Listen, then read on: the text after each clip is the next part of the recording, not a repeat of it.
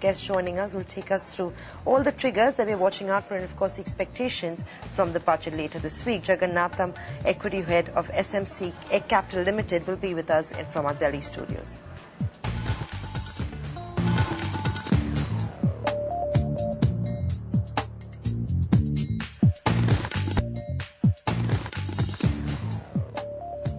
Well, it's an interesting week. 3 days to go before we get into the budget. Plus, the expiry is just around the corner. What to make out of the markets? We have with us Jagannatham Thugununtala, who's going to help us understand how to interpret the markets. Jagan, as I mentioned, it's going to be a very difficult kind of a market and perhaps important to see the levels. And again, as we've been talking about earlier as well, it's difficult to calculate how the market momentum is going to be. But how should someone look at this this kind of a market with so much and so on happening in the next couple of days? Yeah, I mean, definitely there are a lot of events that are coming up and there will be short-term excitement. But eventually, the market is in a very, very flattish and sideways and lack of direction and lackluster mode. And 2010 may prove to be the same. And so in occasional, there will be this kind of events keep happening. For example, today market again opened with a very positive and ended up with sort of flattish kind of tone. And REC, NTPC, FPO almost tells what kind of real excitement is there in the market. They're almost like benchmarks are reflection of the kind of momentum that investors are really showing. So I don't think even budget may prove to be a sort of non-event and no major blockbuster, at least nothing on the positive side. So it is better to enter the budget day like any other day and assume the budget like any other policy document, and it's business as usual. No major expectations from the budget. Talk about REC, strong fundamentals, everything is in place. Just a case of bad timing? So there are 3-4 structural aspects, both with NTPC and REC. There are lot of things to learn. I mean, one is you have to give the discount to the retailers, otherwise they are not going to come below the base price, because 4-5 rupees is not sufficient spread for anyone to play. And in case of NTPC, in fact, the current market price is even trading below the issue price. So these are not the things that are going to excite the retail investors. And secondly, in the case of French auction, to make it really meaningful, the stock and the F&O should suspend for at least 4-5 days during the time of FPO. Otherwise, the short sellers and the speculators will come and short the stock just to put the pressure on the auction procedure. So that aspect need to be looked into. And third is the procedure, the dissolution procedure could have started with NMDC, MMTC instead of NTPC and REC, because in case of NTPC, REC both has the power equation. And unfortunately, in the last 2 years, none of the power IPOs have really given any excitement to the investors. So the NTPC has not triggered that kind of enthusiasm in the minds. In case of NMDC, MMTC,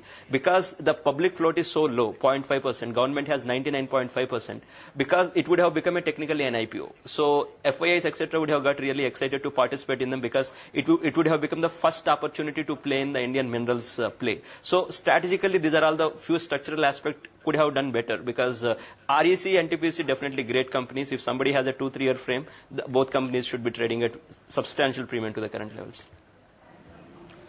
Jagannatham, what did you make of Reliance Industries? Of course, Friday the stock got punished 3.5% low on expectation that they would up their bid for Linden Bassel, and they've done exactly that. Markets once again not liking that, what do you think? The Reliance has been in a very flattish situation for a very, very long time, and so it has ceased to be the leader in the 2009 rally. So whoever is looking for a stable and sideways kind of returns, they can enter. Otherwise, I think for some outperformance from the market, probably this round maybe Reliance may not be the case. Jagannatham, I'm going to talk about another specific counter, FAME India. With all that drama back and forth between Inox and Reliance Media Works, that stocks managed to double, almost gain 100% in less than a month now.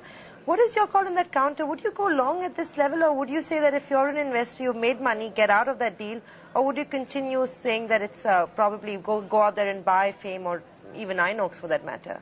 In fact, this deal and that Bharti Shipyard and ABG Shipyard, these two deals, if you closely analyze, because India is not very, historically there are no precedents for the hostile takeovers or the hostile bids and open offer battles. We don't have that many examples when compared to the developed markets, because in developed markets, these are all very part and parcel of the game, and investors do take M&A arbitrage very, very seriously.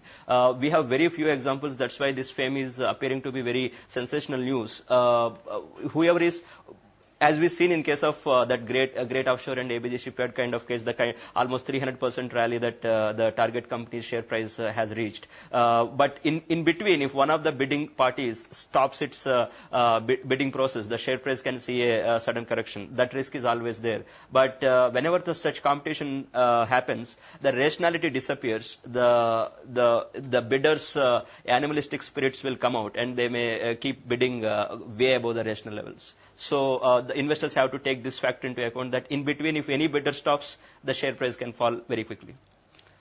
How do you see the banking industry, panning out because of the recent two news? One is the base rate as opposed to what was the PLR earlier. And now you have the RBI saying that the banks would have to calculate their interest payout on a daily basis for the savings aspect. Do you think the RBI perhaps is making it a little difficult for the banks? Already credit environment is a little strained. So going forward, there could be some pressure on the profitability. So banking sector is anyway the most regulated sector in the entire economy. That goes without saying. And so these two, and also there is almost that NPA the provisioning norms also that is also there, which start showing up in the September 2010 quarter. That means 2-3 quarters down the line. So all these three put together, the government is making the Indian banking as safe as possible, as conservative as possible. Already we are one of the most safest banking systems in the world. These three may make them more conservative and more safer. That same thing. I mean, we are sacrificing some growth for the sake of simplicity and for the sake of confidence, because after 2008, these are all the follow-on, or these are all the subsequent effects of the 2008 crash. Yes, I mean, margins of the banks will go down a bit. But if you see in the broader frame, I think RBI is playing as safe as possible. Okay. Most obvious question, budget.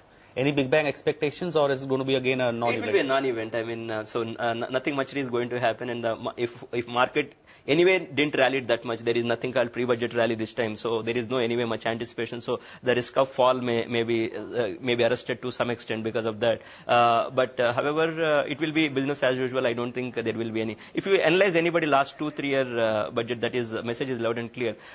These days we are not giving any broader frame how India should be in the next 10 years, 15 years. That kind of policy documents, vision, etc. that is not appearing. Let's say innovative, let's say private equity or venture capital, some tax incentives to them for encouraging the innovation and for encouraging entrepreneurship, etc. That kind of big roadmaps are not appearing. We are routine, typical allocation kind of budgets. I mean, at least we are not expecting anything big.